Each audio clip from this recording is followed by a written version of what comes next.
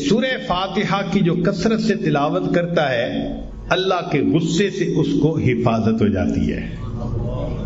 یاسین تمنع عطش القیامہ، جو یاسین شریف روزانہ پڑھتا ہے اللہ تعالیٰ اس سورت کی برکت سے قیامت کے دن کی پیاس سے اس کی حفاظت فرماتے ہیں.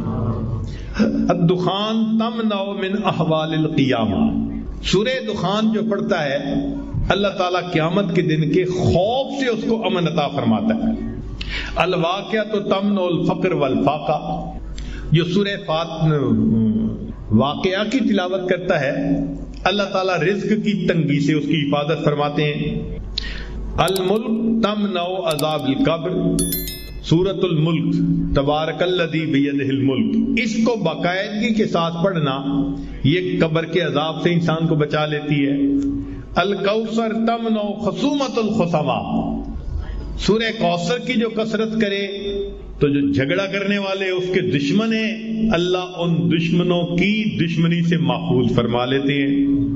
الکافرون تمنع الکفر عند النزاع، جو سورہ کافرون کو پڑھتا ہے کثرت کے ساتھ اللہ تعالیٰ موت کے وقت کافر بننے سے حفاظت فرما دیتے ہیں. الاخلاص تمنع النفاق، جو سورہ اخلاص کی تلاوت کرتا ہے اللہ تعالیٰ اس کو نفاق سے بری فرما دیتے ہیں. الفلق تمنع حسد الحاسدین، سورہ فلق کی تلاوت زیادہ کرے گا تو اللہ حاسدوں کے حسد سے بچائیں گے. والناس تمنع الوساوس، اور جو انسان سورۃ الناس کی کثرت کرتا ہے اللہ شیطان کے وساوس سے اس کی حفاظت فرماتا ہے. اب اللہ کے حبیب صلی اللہ علیہ وسلم نے ہمیں یہ باتیں بتا دی تو ہمیں کس بات کی پریشانی؟ کوئی حسد کرتا ہے، کوئی دشمنی کرتا ہے، کوئی اپنے ہمیں نقصان پہنچانے کی کوشش کرتا ہے، دل میں یقین رکھے نقصان پہنچانے سے بچانے والا زیادہ بڑا ہے. جب اللہ پہ توکل رکھیں گے تو اللہ حفاظت فرمائیں گے. اور اگر کوئی آپ کے ساتھ برائی کرے یا زیادتی کرے آپ اللہ کے لیے معاف کر دیں، اللہ کے لیے معاف کر دیں. چنانچہ معافی کا ایک عجیب حدیث پاک ذرا سن لیجیے. وہ صورت کے انسان کے دنیا اور آخرت کے سب مسئلوں کو حل کرنے والی.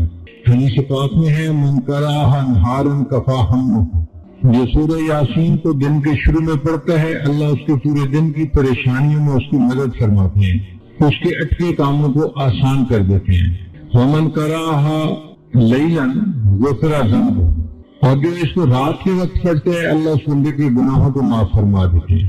حکیم ترمذی رحمۃ اللہ علیہ فرمایا کرتے تھے اگر کسی بندے کو اپنے دل میں کساوت محسوس ہو، سختی محسوس ہو تو وہ سورہ یاسین شریف کو پڑھے یا اس کو برتن پر زعفران سے لکھ کر اس کو پیے، اللہ تعالیٰ دل کی سختی کو دور کر دیتے ہیں.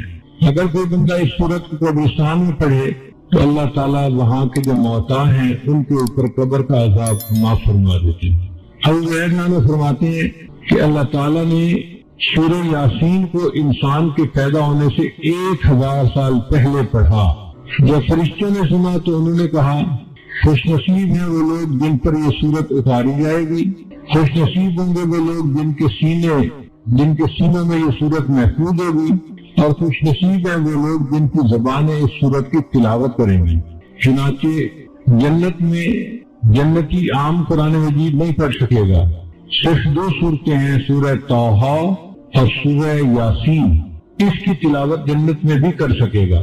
جو اکثر عامل لوگ بتاتے ہیں یا جس کی وجہ سے عامل لوگ الٹا لوٹتے ہیں لوگوں کو اور ان کے عقیدے خراب کرتے ہیں، ہمارے حضرت رحمت اللہ علیہ وہ اعمال بتاتے تھے، ان کا بھی بتانا ضروری ہے تاکہ ماں کو پتہ ہو کہ ان اعمال کے کرنے سے کیا کیا فائدہ ہوتا ہے. ہم جہاں جسمانی دوائیوں سے فائدہ اٹھائیں گے وہاں قرآن کے ان اعمال سے بھی فائدہ اٹھائیں.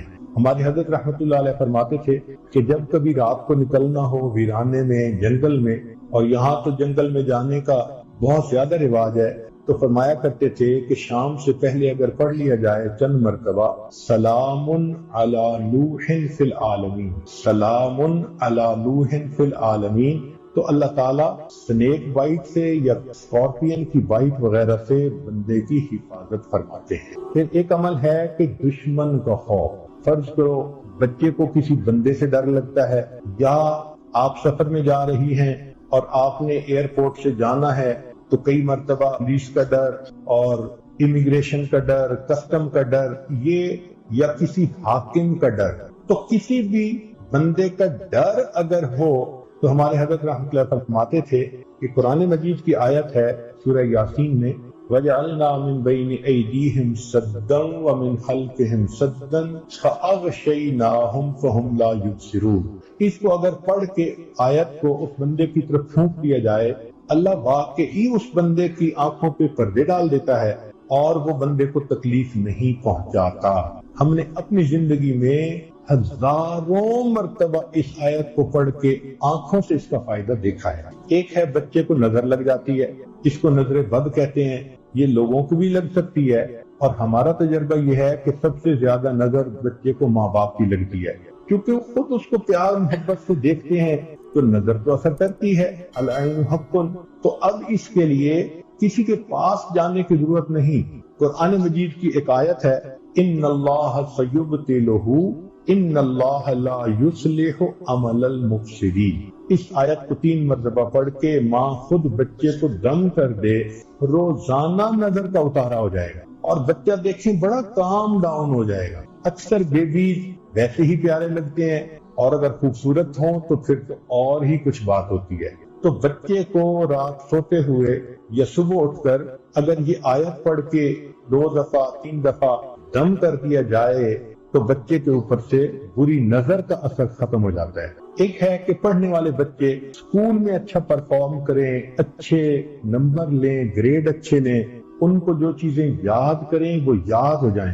اس کے لیے قرآن مجید میں الم نشرح لک صدرک ایک سورت ہے، وہ بچے کو یاد کروا دیں اگر بچہ اس عمر کا ہے، اور وہ بچہ پڑھنے سے پہلے، اسٹڈی کرنے سے پہلے، چاہے کلاس میں ہو، چاہے ٹیوشن میں ہو، چاہے ہوم ورک کر رہا ہو، الم نشرح لک صدرک سورت کو پڑھ کے اپنے سینے پہ ایک دفعہ پھونک دے۔ ہم نے دیکھا ہے کہ بچے کی یادداشت میں بہت امیزنگ فرق آیا۔ ہم یہ عمل عام طور پر ان بچیوں کو بتاتے ہیں جو حافظ بن رہے ہوتے ہیں، ان کو میمورائزیشن میں پرابلم ہوتی ہے، تو الحمدللہ سینکڑوں حفاظ پر تجربہ کیا ہم نے، اس آیت کو پڑھنے کا ہمیشہ فائدہ ہوتا ہے۔ 30ویں پارے کی ایک سورت ہے سورۃ الضحیٰ۔ اکثر لوگوں کو یہ سورت یاد ہوتی ہے اور وہ نماز میں اس کی تلاوت بھی کرتے ہیں، لیکن اس کے معانی اور مفہوم چونکہ سامنے نہیں ہوتے، وہ اس سورت کو پڑھ کر اس کے مضامین سے لطف اندوز نہیں ہو پاتے۔ آج کی اس مجلس میں اسی سورت سے متعلق کچھ باتیں عرض کرنی ہیں۔ آپ نے دنیا کی بہت ساری لو سٹوریز سنی ہوں گی، مگر اکثر نفسانی، شیطانی، شہوانی ہوتی ہیں، لہذا ان کا انجام برا ہوتا ہے۔ قرآن مجید کی یہ سورت بھی ایک لو سٹوری ہے اللہ رب العزت اور ان کے حبیب صلی اللہ علیہ وسلم کے درمیان، اور اس سورت کو ذرا غور سے سمجھنے کی کوشش کریں گی تو آپ کو عجیب باتیں سامنے آئیں گی۔ یہ سورت نزول کے اعتبار سے 10ویں نمبر پر نازل ہوئی۔ اس کے نازل ہونے کا بیک گراؤنڈ یہ ہے کہ نبی علیہ الصلوۃ والسلام اللہ رب العزت کی محبت میں تنہائی میں وقت گزارنے کو پسند فرماتے تھے۔ چنانچہ بخاری شریف کی روایت ہے حبب الیہ الخلاء، نبی علیہ الصلوۃ والسلام کو تنہائی سے محبت ہو گئی تھی۔ دستور ہے کہ محبت انسان کو تنہائی پسند بنا دیتی ہے۔ جس کو محبت کا روگ لگ جائے وہ چاہتا ہے کہ میں الگ رہوں، محبوب کی سوچوں میں رہوں، مجھے کوئی ڈسٹرب نہ کرے۔ چنانچہ نبی علیہ الصلوۃ والسلام 1 ہفتے کا کھانا لے کر غار حرا میں تشریف لے جاتے اور اللہ رب العزت کی عبادت میں مصروف رہتے۔ یہ عبادت کا سلسلہ چل رہا تھا کہ ایک دن اللہ رب العزت کی طرف سے جبریل علیہ الصلوۃ والسلام آئے اور ایک پیغام لائے، اقرأ بسم ربک الذی خلق۔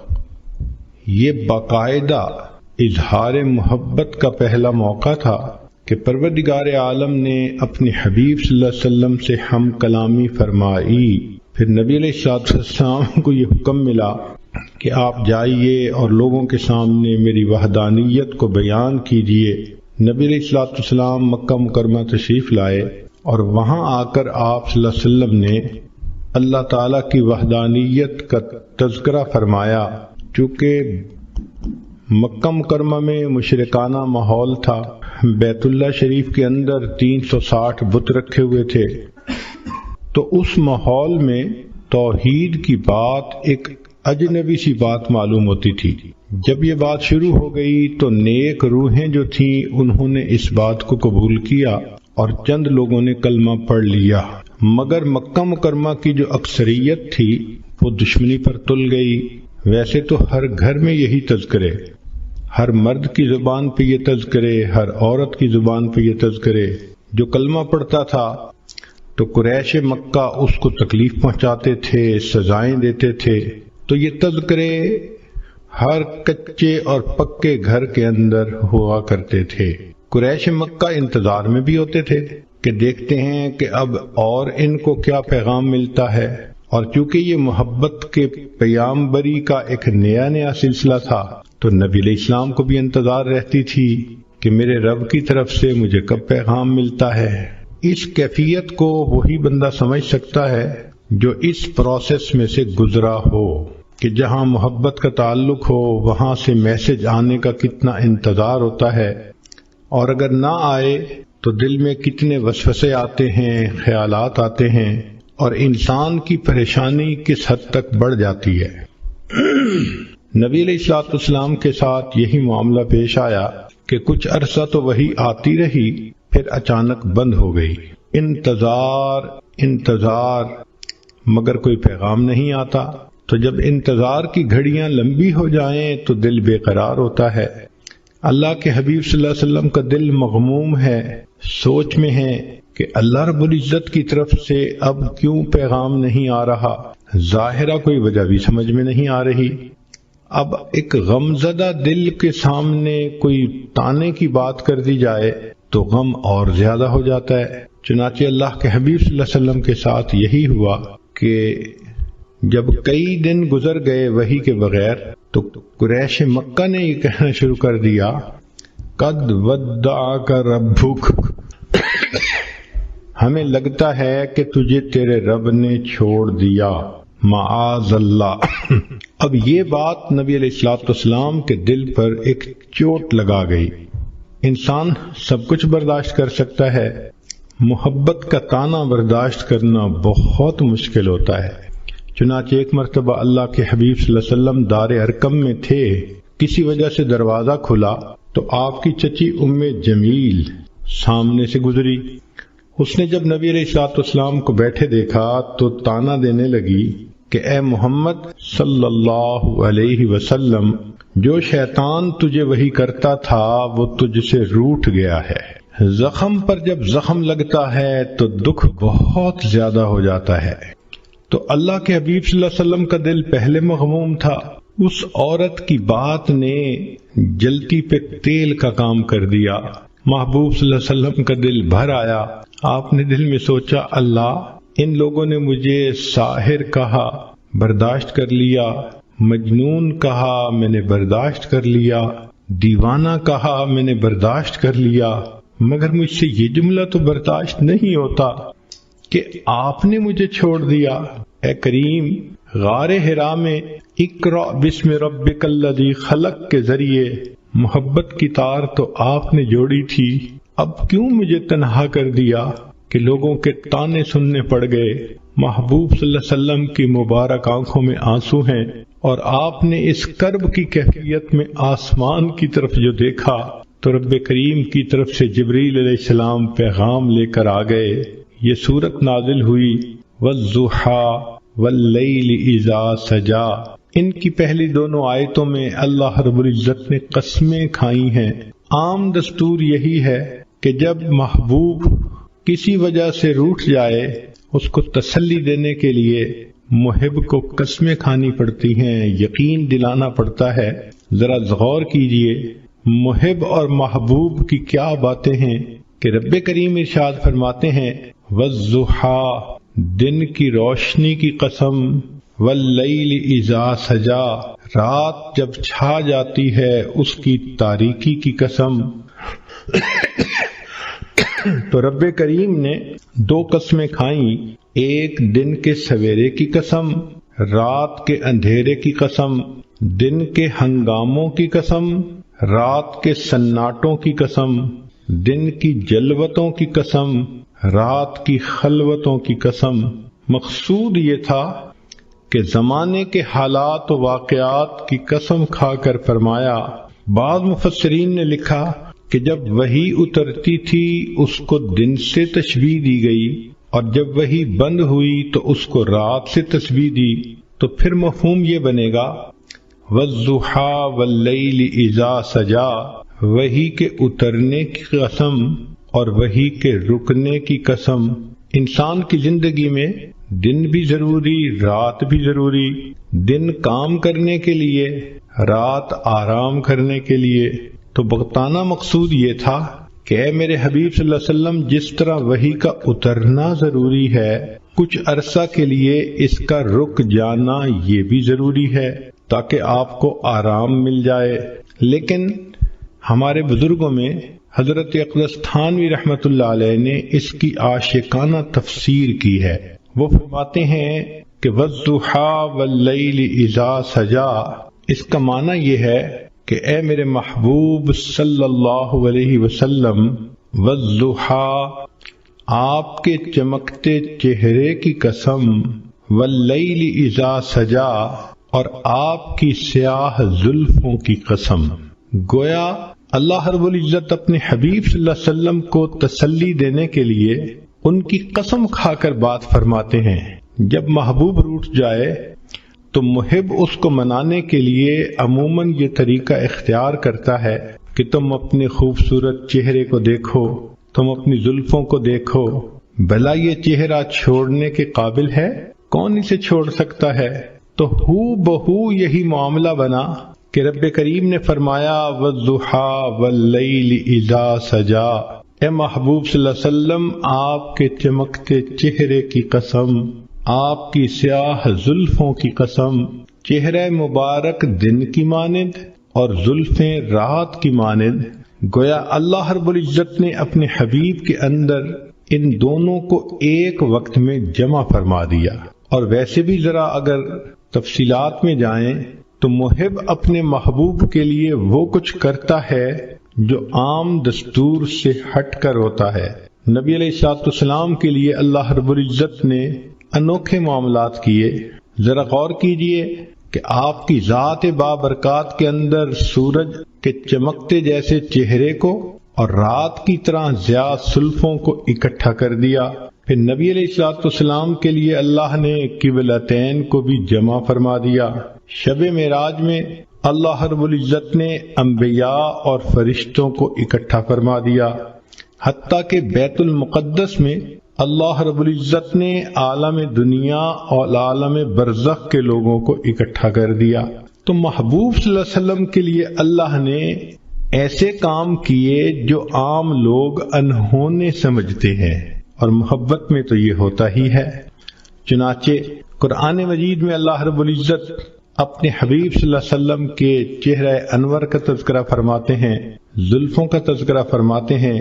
آپ صلی اللہ علیہ وسلم کی پیشانی کو اللہ نے والقمر کہا، آپ صلی اللہ علیہ وسلم کی مبارک آنکھوں کو ما زاغ البصر کہا، آپ صلی اللہ علیہ وسلم کے مبارک ہونٹوں کو اللہ رب العزت نے شفتین کہا، آپ صلی اللہ علیہ وسلم کے مبارک کانوں کو کل اذن خیر کہا، آپ صلی اللہ علیہ وسلم کی زبان مبارک کو لا تحرک بہی لسانک کہا۔ یوں معلوم ہوتا ہے کہ اللہ رب العزت نے اپنے حبیب صلی اللہ علیہ وسلم کے قرآن میں جا بجا تذکرے فرما دیے۔ چنانچہ اس سورت کی یہ پہلی 2 آیتیں قسم کھا کر بات کی گئی، وَالضُّحَىٰ وَاللَّيْلِ إِذَا سَجَىٰ۔ یہاں پر ایک بات ذہن میں رکھیں کہ نبی علیہ الصلوۃ والسلام نے ارشاد فرمایا من سجد لغیر اللہ فقد اشرک، جس نے غیر اللہ کو سجدہ کیا اس نے شرک کیا۔ ایک حدیث پاک میں فرمایا من حلف لغیر اللہ فقد اشرک، جس نے غیر اللہ کی قسم کھائی اس نے شرک کیا۔ جس طرح بعض عورتیں اپنی لا علمی کی وجہ سے بیٹے کی قسم کھا لیتی ہیں یا کچھ مرد عورت کی محبت میں گرفتار ہو کر اس کی قسم کھا لیتے ہیں، تیری قسم، تیرے سر کی قسم، بیٹے کی قسم۔ شریعت نے ان تمام قسموں کا کھانا منع کر دیا کہ قسم فقط ہم اللہ کے نام کی کھا سکتے ہیں، لیکن خود رب کریم نے اپنے حبیب صلی اللہ علیہ وسلم کی قسم کھائی، اس لیے کہ اللہ رب العزت کو اختیار ہے کہ وہ جو چاہے کرے۔ ذرا غور کیجئے کہ اللہ رب العزت نے نبی علیہ السلام کی عمر کی قسم کھائی، لَأَمْرُكَ، نبی علیہ السلام کے شہر کی قسم کھائی، لا اقسم بهذا البلد وانت حل بهذا البلد، اللہ رب العزت نے نبی علیہ السلام کے زمانے کی قسم کھائی، والعصر، نسبتوں کی قسم کھائی، فلا وربک، لیکن اللہ تعالیٰ نے مخلوق کو منع کر دیا کہ تم کسی کی قسم نہیں کھا سکتے۔ تو مفسرین نے اس میں نکتہ لکھا کہ جس طرح اللہ رب العزت اپنی وحدانیت میں وحدہ لا شریک ہے، تو اللہ رب العزت نے اپنے حبیب صلی اللہ علیہ وسلم کو یہ شان عطا فرمائی کہ اے میرے حبیب صلی اللہ علیہ وسلم، آپ محبوبیت میں وحدہ لا شریک ہیں، میں آپ کی تو قسم کھا رہا ہوں، لیکن آج کے بعد کوئی بندہ اپنے محبوب کی قسم نہیں کھا سکتا۔ یہ شرف فقط اللہ نے اپنے حبیب صلی اللہ علیہ وسلم کو عطا فرمایا کہ جیسے آپ میری وحدانیت میں شرک کو برداشت نہیں کر سکتے، میرے حبیب صلی اللہ علیہ وسلم میں آپ کی محبت میں بھی شرک کو برداشت نہیں کرتا۔ چنانچہ آپ کی قسم تو میں نے کھائی ہے تاکہ آپ کی فضیلت بیان ہو، لوگوں کو منع کر دیا کہ تم اپنے محبوبوں کی قسمیں نہیں کھا سکتے۔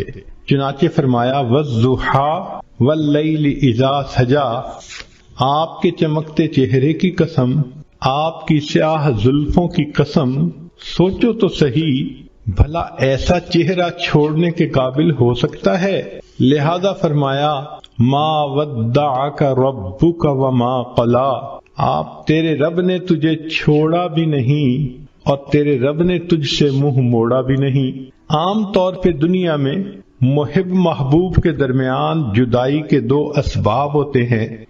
پہلا سبب یہ ہوتا ہے کہ حالات ہی ایک دوسرے کو جدا کر دے، اور دوسرا سبب یہ ہوتا ہے کہ کسی بات پہ دونوں میں ناراضگی ہو جائے اور دونوں الگ ہو جائیں۔ تو ایک کو کہتے ہیں چھوڑ دینا حالات کی وجہ سے، اور دوسرے کو کہتے ہیں منہ موڑ لینا ناراضگی کی وجہ سے۔ تو اللہ رب العزت نے اس آیت میں دو لفظ استعمال کیے، اے میرے چمکتے چہرے والے محبوب، اے سیاہ زلفوں والے محبوب صلی اللہ علیہ وسلم، جس کا چہرہ اتنا خوبصورت، جس کی زلف ہی اتنی خوبصورت، بھلا ایسے محبوب کو کوئی چھوڑ سکتا ہے؟ ما ودعک ربک وما قلا، تیرے رب نے تجھے چھوڑا بھی نہیں اور تیرے رب نے تجھ سے منہ موڑا بھی نہیں۔ اب یہاں تک نبی علیہ الصلوۃ والسلام کی تسلی کا پیغام کافی تھا۔ صرف اگر یہ 3 آیتیں اتار دی جاتی تو بات مکمل ہو جاتی کہ نبی علیہ السلام کو میسج مل گیا کہ ہم نے آپ کو چھوڑا بھی نہیں، آپ سے منہ موڑا بھی نہیں۔ مگر محب فقط تسلی نہیں بلکہ پھر تشفی بھی کرواتا ہے تاکہ ان محبوب کے دل کو سکون ہو جائے۔ لہذا رب کریم نے اس کے بعد ایک عجیب بات فرما دی، فرمایا وَلَلْآخِرَةُ خَيْرٌ لَكَ مِنَ الْأُولَىٰ، اے میرے حبیب صلی اللہ علیہ وسلم، آپ کا آنے والا وقت آپ کے گزرے ہوئے وقت سے بہت بہتر ہوگا۔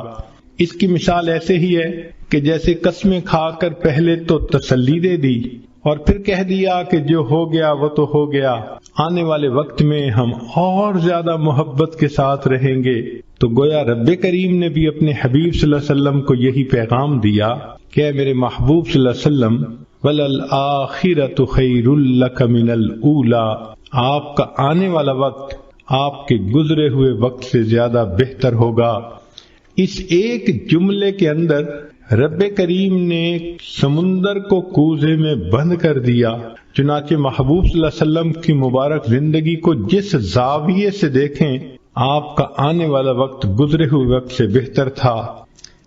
اے میرے حبیب صلی اللہ علیہ وسلم، جب آپ بطن مادر میں تھے تو آپ کا ولادت پانا اس سے زیادہ بہتر، پھر ولادت پانے سے آپ کا بچپن میں آنا زیادہ بہتر، بچپن سے آپ کا لڑکپن میں آنا زیادہ بہتر، لڑکپن سے آپ کا جوانی میں آنا اور زیادہ بہتر۔ وَلَلْآخِرَةُ خَيْرٌ لَكَ مِنَ الْأُولَىٰ، آپ کا آنے والا وقت آپ کے گزرے ہوئے وقت سے زیادہ بہتر ہوگا۔ اے میرے حبیب صلی اللہ علیہ وسلم، جب آپ کنوارے حالت میں تھے تو آپ اس وقت بھی اچھے تھے، پھر آپ کا شادی کا ہو جانا اس سے بھی زیادہ بہتر ہو گیا، اور پھر شادی کے بعد آپ کو اولاد کا مل جانا اس سے بھی زیادہ بہتر ہو گیا۔ وَلَلْآخِرَةُ خَيْرٌ لَكَ مِنَ الْأُولَىٰ، آپ کا آنے والا وقت آپ کے گزرے ہوئے وقت سے زیادہ بہتر۔ چنانچہ جب آپ غار حرا میں جا کے عبادت کرتے تھے آپ کا وہ وقت بھی بہت اچھا تھا، لیکن آپ پر وحی کا اترنا اور بھی زیادہ بہتر ہو گیا، اور پھر آپ صلی اللہ علیہ وسلم کا بیت المقدس میں جا کے انبیاء کی امامت کروانا اس سے بھی زیادہ بہتر ہو گیا، اور پھر آپ کا عرش کے اوپر جا کر اپنے رب سے ملاقات کرنا اس سے بھی زیادہ بہتر ہو گیا۔ وَلَلْآخِرَةُ خَيْرٌ لَكَ مِنَ الْأُولَىٰ، اے میرے حبیب صلی اللہ علیہ وسلم، آپ کا مکہ مکرمہ میں رہنا بھی بہت اچھا، مگر ہجرت کر کے مدینہ میں آ جانا اس سے بھی زیادہ بہتر، پھر بدر کے میدان میں جو کامیابی ہوئی اس سے بھی بہتر، پھر احد کا معاملہ پیش آیا اس سے بھی بہتر، پھر خندق کے اندر جو آپ کو اللہ کی مدد ملی اس سے بھی زیادہ بہتر، پھر صلح حدیبیہ کا موقع آیا اس سے بھی بہتر، اور بالآخر آپ مکہ مکرمہ میں فاتح بن کر داخل ہوئے وہ اس سے بھی زیادہ بہتر۔ وَلَلْآخِرَةُ خَيْرٌ لَكَ مِنَ الْأُولَىٰ، اے میرے حبیب صلی اللہ علیہ وسلم، آپ کا دنیا کے اندر رہنا بہت اچھا، مگر پھر آپ کا دنیا میں پردہ فرمانا اس سے بھی زیادہ بہتر، پھر آپ کا حشر میں اٹھنا اس سے بھی زیادہ بہتر، پھر آپ کو مقام محمود کا ملنا اس سے بھی زیادہ بہتر، پھر آپ کو شفاعت کا تاج پہنایا جانا اس سے بھی زیادہ بہتر، آپ کا حوض کوثر پہ تقسیم کرنا پانی کو اس سے بھی بہتر، اور آپ کا امت کو لے کر جنت میں داخل ہونا اس سے بھی زیادہ بہتر۔ عام دستور تو یہ ہے کہ لوگ اعلیٰ سے ارذل کی طرف لوٹتے ہیں۔ لوگوں کو دیکھیے، جوانی میں حسن کیا خوبصورت ہوتا ہے، بڑھاپے میں حسن چلا گیا، جوانی میں طاقت ہوتی ہے، بڑھاپے میں طاقت چلی گئی، جوانی میں مال ہوتا ہے کہ انسان کماتا ہے، بڑھاپے میں مال بھی کم ہو جاتا ہے، تو عام آدمی کا دستور تو یہی ہے کہ حسن بھی کم ہو گیا، مال بھی کم ہو گیا، طاقت بھی کم ہو گئی، چاہنے والے بھی کم ہو گئے، تو عام انسان حتی یرد الی ارذل العمر، وہ اپنے ارذل کی طرف لوٹتا ہے، اعلیٰ ہوتا ہے، ارذل کی طرف لوٹ جاتا ہے، مگر اللہ رب العزت کے حبیب صلی اللہ علیہ وسلم کی شان نرالی، آپ کو اللہ نے ایک قاعدہ قانون بتلا دیا، میرے حبیب صلی اللہ علیہ وسلم، آپ کا آنے والا وقت آپ کے گزرے ہوئے وقت سے زیادہ بہتر ہوگا۔ اس میں جو خیر لکا فرمایا تو یہ لکا کا لفظ آپ صلی اللہ علیہ وسلم کی امتیازی شان ہے، آنے والا وقت زیادہ بہتر۔ چنانچہ قیامت کے دن انبیاء پریشان ہوں گے، اللہ کے حبیب صلی اللہ علیہ وسلم اس وقت شفاعت فرمائیں گے اور امت کو لے کر جنت میں تشریف لے جائیں گے۔ کیا شان ہے اس اللہ کے حبیب صلی اللہ علیہ وسلم کی کہ جو ہر لمحے اعلیٰ سے اعلیٰ کی طرف جا رہے تھے، اور واقعی ان کی اللہ رب العزت نے ان کے ساتھ اس معاملے کو پورا کر دکھایا، ان کا آنے والا وقت ان کے گزرے ہوئے وقت سے زیادہ بہتر تھا۔ تو گویا مقصد یہ کہہ دیا، اے میرے حبیب صلی اللہ علیہ وسلم، یہ چھوٹنے والی اور ٹوٹنے والی محبت نہیں، پھلنے پھولنے والی اور مضبوط سے اضبط ہونے والی محبت ہے۔ سبحان اللہ، کیا تسلی کی بات اللہ نے فرما دی۔ تو غور کیجئے کہ ان 4 آیات میں اللہ تعالیٰ نے کام مضمون کو کیسے سمیٹ دیا۔ وَالضُّحَىٰ وَاللَّيْلِ إِذَا سَجَىٰ، اے محبوب صلی اللہ علیہ وسلم، آپ کے چمکتے چہرے کی قسم، آپ کی سیاہ زلفوں کی قسم، مَا وَدَّعَكَ رَبُّكَ وَمَا قَلَىٰ، تیرے رب نے تجھے چھوڑا بھی نہیں، تجھ سے منہ موڑا بھی نہیں۔ وَلَلْآخِرَةُ خَيْرٌ لَكَ مِنَ الْأُولَىٰ، اور آپ کا تو آنے والا وقت گزرے ہوئے وقت سے زیادہ بہتر ہوگا۔ پھر رب کریم نے آگے ایک اور بات فرما دی جس نے بات کو اور رنگ دے دیا۔ ارشاد فرمایا وَلَسَوْفَ يُعْطِيكَ رَبُّكَ فَتَرْضَىٰ، تیرا رب تجھے اتنا دے گا کہ تو راضی ہو جائے گا۔ محب اپنے محبوب کو اسی طرح تسلی دیتا ہے، میں تجھے اتنا پیار دوں گا، میں اتنا تیرا خیال رکھوں گا، میں اتنا تیرا تعاون کروں گا، تیرا ساتھ دوں گا، پشت پناہی کروں گا۔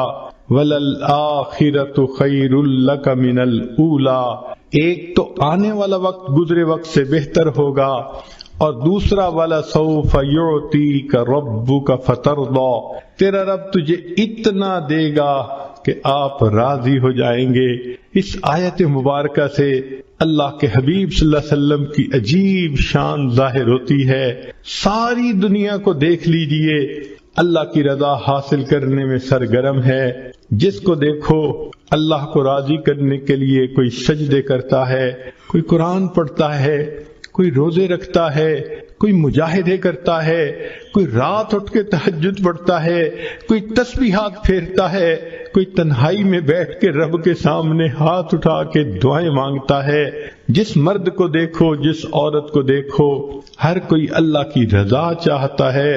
اللہ ہم آپ کو راضی کرنے کے لیے چاہتے ہیں۔ انبیاء کرام کی زندگیوں کو دیکھو، آدم علیہ السلام نے کہا ربنا ظلمنا انفسنا، اس لیے کہ وہ اللہ کی رضا چاہتے تھے۔ نوح علیہ السلام نے طوفان کی حالت میں اللہ کی رضا مانگی، یونس علیہ السلام نے مچھلی کے پیٹ میں اللہ کی رضا مانگی، ایوب علیہ السلام نے بیماری کی حالت میں اللہ کی رضا مانگی، ابراہیم علیہ السلام نے اپنے بچوں کو، بیوی کو ایک وادی غیر ذی زرع میں چھوڑ کر اس سے اللہ کی رضا مانگی، یوسف علیہ السلام نے جیل میں جا کر مشقتیں اٹھا کر اللہ کی رضا مانگی، یعقوب علیہ السلام نے بیٹے کی جدائی پہ صبر کیا، اللہ کی رضا مانگی، موسیٰ کلیم اللہ نے کوہ پہ جا کر اللہ کی رضا مانگی۔ جس کسی کو دیکھو اللہ کی رضا کا طلبگار ہے۔ سبحان اللہ، اللہ کے حبیب صلی اللہ علیہ وسلم کی کیا شان ہے۔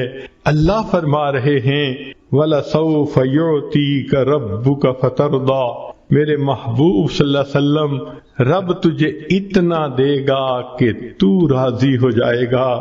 آج ولی کو دیکھو، ابدال کو دیکھو، کسی قطب کو دیکھو، غوث کو دیکھو، ہر کوئی اللہ کی رضا کا طلبگار ہے۔ آج کسی قاری کو دیکھو، حافظ کو دیکھو، عالم کو، مجتہد کو، محدث کو، ہر کوئی اللہ کی رضا کا طلبگار ہے۔ آج کے دور میں ہر امیر، ہر غریب، ہر گولا اور کالا، ہر عربی اور اجمی، ہر مرد اور عورت اللہ کی رضا کے طلبگار ہیں، مگر اللہ رب العزت فرماتے ہیں میرے محبوب صلی اللہ علیہ وسلم، پوری کائنات میری رضا کی طلبگار، اور میں پروردگار تجھے راضی کرنے کا طلبگار۔ وَلَسَوْفَ يُعْطِيكَ رَبُّكَ فَتَرْضَىٰ، تیرا رب تجھے اتنا دے گا کہ تو راضی ہو جائے گا۔ محبوب آپ کی مراد کو میں پورا کروں گا، اور اللہ رب العزت نے واقعی ایسا کر کے دکھا دیا۔ چنانچہ محبوب صلی اللہ علیہ وسلم نے انگلی کا اشارہ کیا، اللہ نے چاند کو 2 ٹکڑے کر کے دکھا دیا۔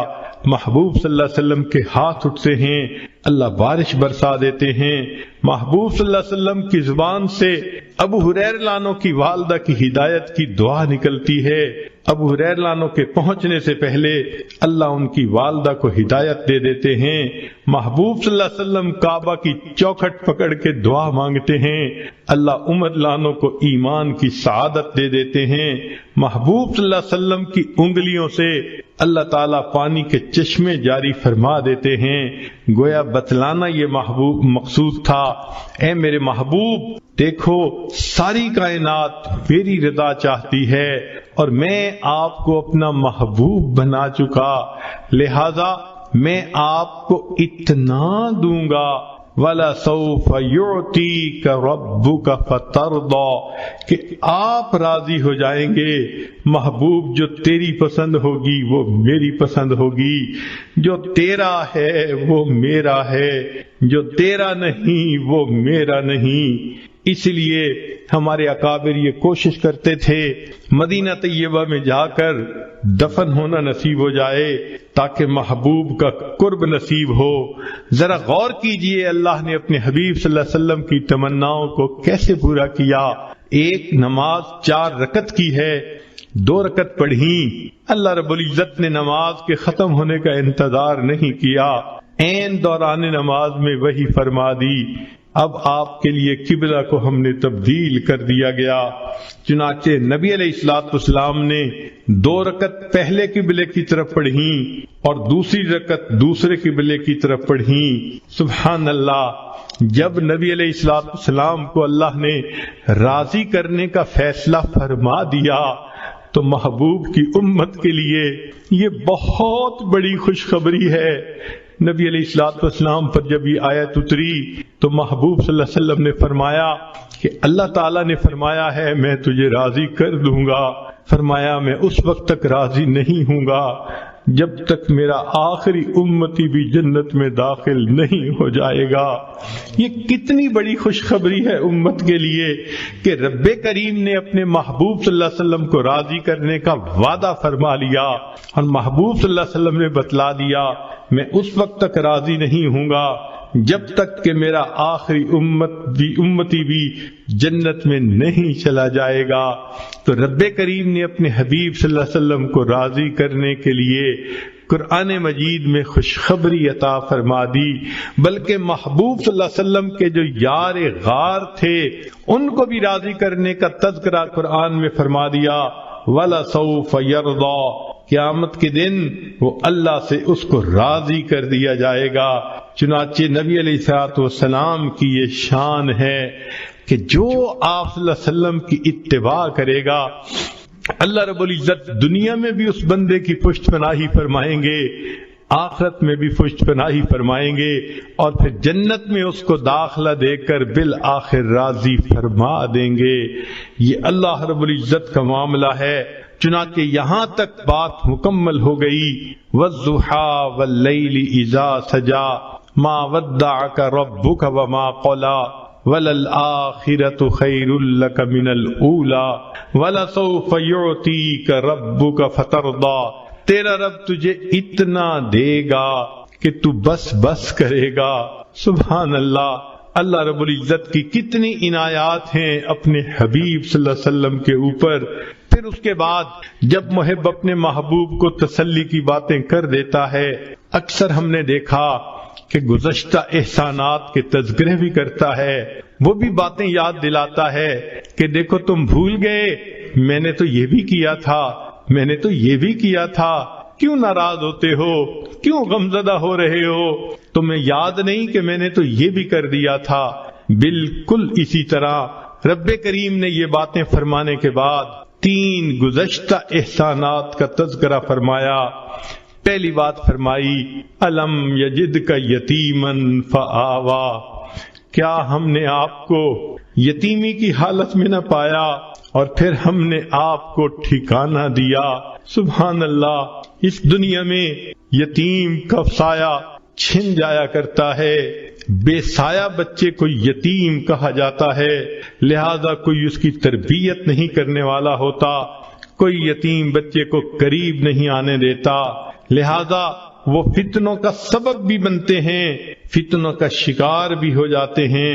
نبی علیہ الصلوۃ والسلام کو اس دور یتیمی سے گزرنا پڑا۔ آپ صلی اللہ علیہ وسلم کی دنیا میں تشریف آوری سے پہلے آپ کے والد گرامی دنیا سے وفات پا گئے۔ آپ نے واقعہ تو سنا ہی ہوگا کہ جب حضرت عبداللہ کی شادی ہوئی تو اس وقت ان کی عمر 18 سال تھی، بی بی آمنہ کی عمر 16 سال تھی۔ شادی کے تھوڑے ہی دنوں کے بعد حضرت عبداللہ کو تجارتی قافلے کے ساتھ شام جانا پڑا۔ شادی کے ابتدائی دنوں میں میاں بیوی کا ایک دوسرے سے جدا ہونا بہت مشکل کام ہوتا ہے۔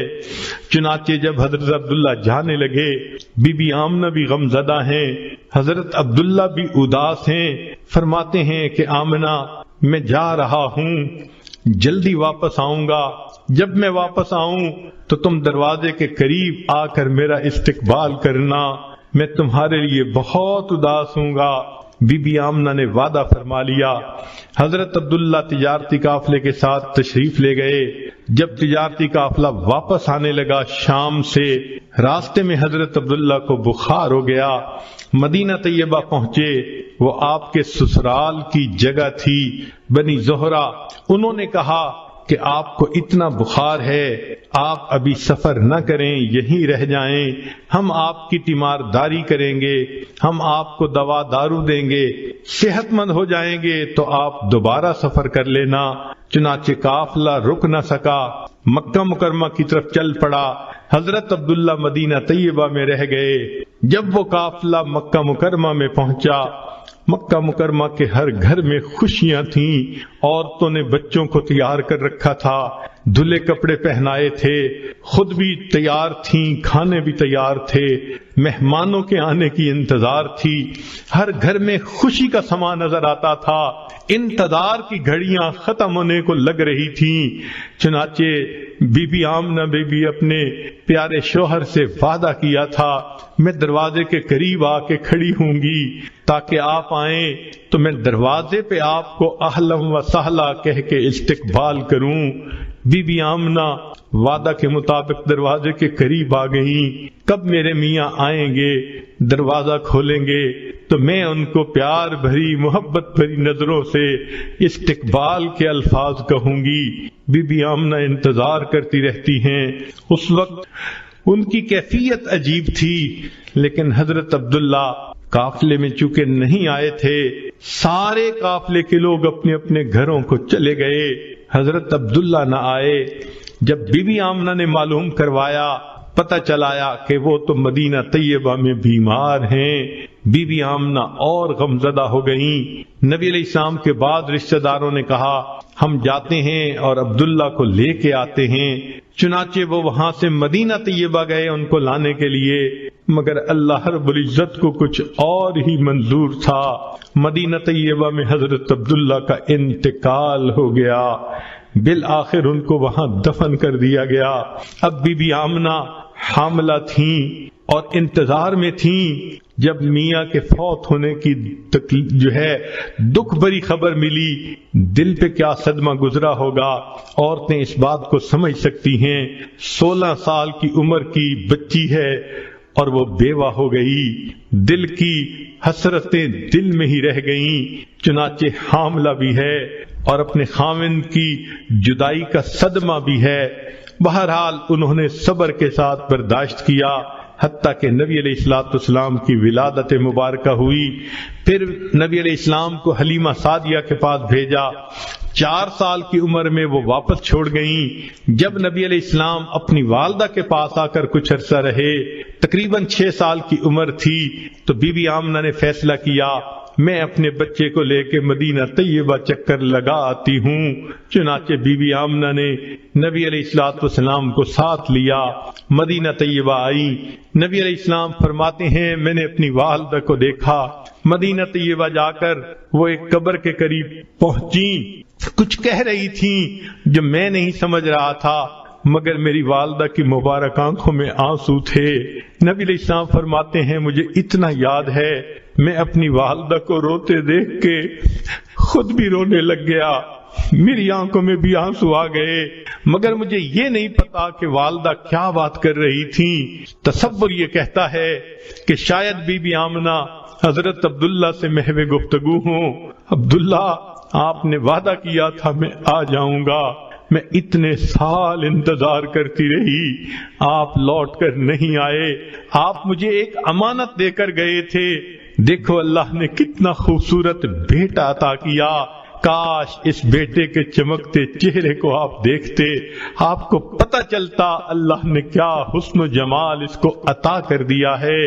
تو بی بی آمنہ یہ باتیں سوچ رہی ہوں گی، اپنے تصور میں کر رہی ہوں گی، آنکھوں سے آنسو آ گئے ہوں گے۔ نبی علیہ السلام اپنی والدہ کو روتے دیکھ کے خود بھی رونے لگ گئے۔ بالآخر بی بی آمنہ نے وہاں سے واپسی کا فیصلہ کیا، چنانچہ ایک باندی بھی ساتھ ہے، اور بی بی آمنہ واپس مکہ مکرمہ آنا چاہتی ہیں۔ اللہ کی شان دیکھیے کہ اس وقت جب ابوا کے مقام پر پہنچی تو بی بی آمنہ کی اپنی بھی وفات ہو گئی۔ نبی علیہ السلام کے دل پہ دیکھیے کیا کیا صدمے پا رہے ہیں۔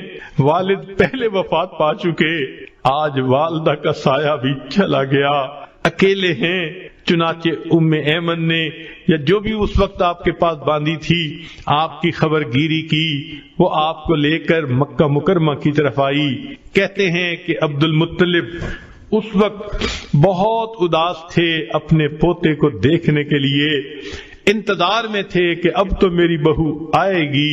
روزانہ مکہ مکرمہ سے باہر نکل کر مدینہ کے راستے پہ بیٹھ کے انتظار کیا کرتے تھے، کوئی آنے والا مجھے خبر دے کہ میری بہو آ رہی ہے، میرا پوتا آ رہا ہے، مگر اطلاع نہ ملا کرتی تھی۔ ایک دن انتظار میں بیٹھے ہوئے تھے، چنانچہ اس نے دیکھا کہ جو باندی ساتھ گئی تھی وہ آ رہی ہے۔ جب قریب پہنچی تو اس وقت عبد المطلب نے پوچھا آمنہ کہاں ہے؟ باندی نے کہا اس بچے کا والد تو پہلے جدا ہو چکا تھا، اس کی والدہ بھی اللہ کو پیاری ہو گئی، اکیلے بچے کو لے کر میں آپ کے پاس آئی ہوں۔ تو حضرت عبد المطلب نے نبی علیہ السلام کو سینے سے لگا لیا۔ محبوب صلی اللہ علیہ وسلم کو یہ جدائی برداشت کرنی پڑی، یہ یتیمی کی کیفیت برداشت کرنی پڑی۔ اللہ رب العزت اس بات کا تذکرہ فرماتے ہیں، اے میرے حبیب صلی اللہ علیہ وسلم، الم یجدک یتیما فآوا، ہم نے آپ کو یتیم پایا اور ہم نے آپ کو ٹھکانہ دیا۔ سبحان اللہ۔ پھر فرمایا وَوَجَدَكَ ضَالًّا فَهَدَىٰ، ہم نے آپ کو راستہ بھولا ہوا پایا اور ہم نے آپ کو راستے کی رہنمائی فرمائی۔ مشہور واقعہ ہے، 7 سال کی عمر میں نبی علیہ السلام مکہ مکرمہ کی گلیوں میں چلتے چلتے کہیں ایک طرف باہر نکل گئے، راستے کا پتہ نہ چلتا تھا۔ ابو جہل نے دیکھا تو بالآخر اپنی اونٹی پہ بٹھا کے واپس لایا۔ آپ صلی اللہ علیہ وسلم کو اللہ اس واقعے کا تذکرہ فرماتے ہیں، وَوَجَدَكَ ضَالًّا فَهَدَىٰ، آپ راستہ بھول گئے تھے، ہم نے آپ کو واپس گھر آنے کا بندوبست فرما دیا۔ پھر فرمایا وَوَجَدَكَ عَائِلًا فَأَغْنَىٰ، ہم نے آپ کو بستر و سامان پایا اور ہم نے آپ کو غنی کر دیا۔ اے میرے حبیب صلی اللہ علیہ وسلم، خدیجہ کا مال آپ کو غنی بنا گیا، صدیق اکبر کا مال آپ کو غنی بنا گیا، ہم نے آپ کے لیے دیکھیے کیسے انتظام کر دیا۔ تو رب کریم نے پھر اس کے بعد یہ 3 احسانات کا تذکرہ فرمایا، الم یجدک یتیما فآوا، ووجدک ضالا فہدا، ووجدک عائلا فاغنا، اور پھر آخر پر 3 نصیحتیں فرما دیں۔ ایک نصیحت تو یہ فرمائی فَأَمَّا الْيَتِيمَ فَلَا تَقْهَرْ، یتیم کو جھڑکی نہ دیجئے، اس کے ساتھ رف انداز سے بیہیو نہ کیجئے۔ سبحان اللہ۔ نبی علیہ السلام چونکہ خود دور یتیمی سے گزر چکے تھے، آپ صلی اللہ علیہ وسلم کو یتیموں سے بہت محبت تھی، اسی لیے حدیث پاک میں ہے کہ ایک مرتبہ نبی علیہ السلام عید کے دن اپنے گھر سے باہر تشریف لائے، عید کی نماز پڑھنے کے لیے گلی میں دیکھا مکہ مکرمہ کے بچے نہائے ہوئے اچھے کپڑے پہنے، خوشبو لگائے ہوئے، خوب خوش حالت میں آپس میں کھیل رہے ہیں۔ نبی علیہ السلام قریب سے گزرے، سب نے سلام کیا۔ محبوب صلی اللہ علیہ وسلم جب آگے بڑھے، دیکھا کہ ایک بچہ اکیلا بیٹھا ہوا ہے، غمزدہ نظر آتا ہے، نہایا دھویا بھی نظر نہیں آتا، کپڑے بھی میلے ہیں، چہرے پہ بھی اداسی ہے۔ محبوب صلی اللہ علیہ وسلم کے بڑھتے قدم رک گئے۔ آپ نے اس بچے سے پوچھا، بچے تم کیوں اداس بیٹھے ہو؟ بچے نے جواب دیا، میں یتیم مکہ ہوں، میرے والد فوت ہو گئے، آج میرے لیے کوئی کپڑے لانے والا نہیں، میری والدہ مجھے نہلا دیتی، میری والدہ مجھے کپڑے پہناتی، خوشبو لگاتی، اور میں بھی دوسرے بچوں کے ساتھ کھیلتا، میں بیٹھا اپنے والد کو یاد کر رہا ہوں۔ نبی علیہ الصلوۃ والسلام نے اس بچے کو کہا، اچھا آؤ تم میرے ساتھ آؤ۔ نبی علیہ السلام اس بچے کو لے کے اپنے گھر واپس تشریف لائے۔ عائشہ رضی اللہ تعالی عنہا کو فرمایا، اس بچے کو ذرا نہلا دو۔ وہ بچہ حسن رضی اللہ عنہ کی عمر کا تھا۔ عائشہ صدیقہ رضی اللہ عنہا نے اس کو نہلا دیا۔ اتنے میں نبی علیہ السلام نے پیغام بھیجا فاطمہ الزہرا رضی اللہ تعالی عنہا کی طرف کہ حسن کے اگر کپڑے ہوں تو بھجوا دیجئے۔ دھلے ہوئے کپڑے آ جاتے ہیں، ام المومنین اس بچے کو وہ کپڑے پہنا دیتی ہیں، خوشبو لگاتی ہیں، بالوں میں کنگھی کر دیتی ہیں۔ جب وہ بچہ تیار ہوتا ہے تو نبی علیہ السلام اس سے پوچھتے ہیں، تو عید کے دن تیار ہو کے عیدگاہ میں اپنے والد کے ساتھ کیسے جاتا تھا؟ اس نے کہا، میرے والد بیٹھتے تھے، میں ان کے کندھے پہ سوار ہوتا تھا۔ نبی علیہ السلام یہ سن کر نیچے بیٹھ گئے، بچے کو کہا، آؤ میرے کندھے پہ بیٹھ جاؤ۔ بچہ خوشی خوشی کندھوں پہ بیٹھ جاتا ہے۔ نبی علیہ السلام اس بچے کو کندھے پہ بٹھا کے باہر لے جاتے ہیں۔ جب گلی کے کھیلنے والے بچوں نے یہ منظر دیکھا، وہ حیران تھے کہ یہ بچہ پہلے تو معمولی کپڑوں میں تھا، اداس غمزدہ تھا، اب نئے کپڑے بھی ہیں، کھلا ہوا چہرہ بھی ہے۔ تو انہوں نے اشاروں میں اس بچے سے بات پوچھی، سناؤ کیا معاملہ ہوا؟ بچے نے کہا کہ اللہ کے حبیب صلی اللہ علیہ وسلم نے مجھے بیٹا بنا لیا۔ سبحان اللہ۔ جب اس بچے نے یہ اشارہ کیا تو کہتے ہیں کہ جو بچے کھیل رہے تھے ان میں سے ایک نے ٹھنڈی سانس لی، کہنے لگا، کاش میں بھی یتیم ہوتا، اللہ کے حبیب صلی اللہ علیہ وسلم مجھے بھی اپنا بیٹا بنا لیتے۔ نبی علیہ السلام اس بچے کو لے کے مسجد جو ہے عیدگاہ میں تشریف لاتے ہیں۔ ممبر پڑا ہوا تھا، نبی علیہ السلام ممبر کے اوپر بیٹھنے لگے، وہ بچہ نیچے بیٹھ گیا۔ نبی علیہ السلام نے فرمایا، نیچے نہیں، تم آج میرے ساتھ اوپر بیٹھو گے۔ آپ صلی اللہ علیہ وسلم جہاں پر تشریف فرما تھے، آپ نے اس یتیم بچے کو اپنے ساتھ بٹھا لیا۔ پھر آپ صلی اللہ علیہ وسلم نے خطبہ دیا۔ خطبے کے درمیان اس بچے کے سر پہ ہاتھ رکھ کے فرمایا، جو شخص یتیم بچے کے سر پہ ہاتھ رکھتا ہے، ہاتھ کے نیچے جتنے بال ہوتے ہیں اللہ اتنی نیکیاں اس کے نام اعمال میں لکھ دیتا ہے۔ سبحان اللہ۔ نبی علیہ السلام کو یتیموں سے بہت محبت تھی، اس لیے فرمایا کہ میں اور یتیم کی کفالت کرنے والا جنت میں اس طرح اکٹھے ہوں گے جیسے دو انگلیاں ایک دوسرے کے ساتھ اکٹھی ہوتی ہیں۔ تو رب کریم نے فرمایا، فَأَمَّا الْيَتِيمَ فَلَا تَقْهَرْ وَأَمَّا السَّائِلَ فَلَا تَنْهَرْ، اور آپ سائل کو جھڑکی نہ دیجیے۔ رب کریم چاہتے ہیں کوئی بھی سوال کرنے والا ہو تم اس کا سوال کو پورا کر دیا کرو، اور اگر وہ علم کا سائل ہے، طالب علم ہے، تو استاد کے اوپر اس کا حق اور بھی زیادہ ہوتا ہے۔ لہذا مفسرین نے لکھا ہے اس آیت مبارکہ کی وجہ سے اساتذہ کو چاہیے کہ اپنے شاگردوں پر بہت مہربان ہوں، اپنے شاگردوں پر بہت قربان ہوں کہ رب کریم نے ان کی سفارش فرمائی، وَأَمَّا السَّائِلَ فَلَا تَنْهَرْ، سوالی کو انکار نہ کرو۔ عجیب بات ہے کہ جو شخص روٹی کا طلبگار ہو، اگر کسی گھر سے آ کے روٹی کا سوال کرے اور کوئی اس سائل کو روٹی دے دے، حدیث پاک میں ہے 3 بندوں کے گناہوں کی مغفرت ہو جاتی ہے۔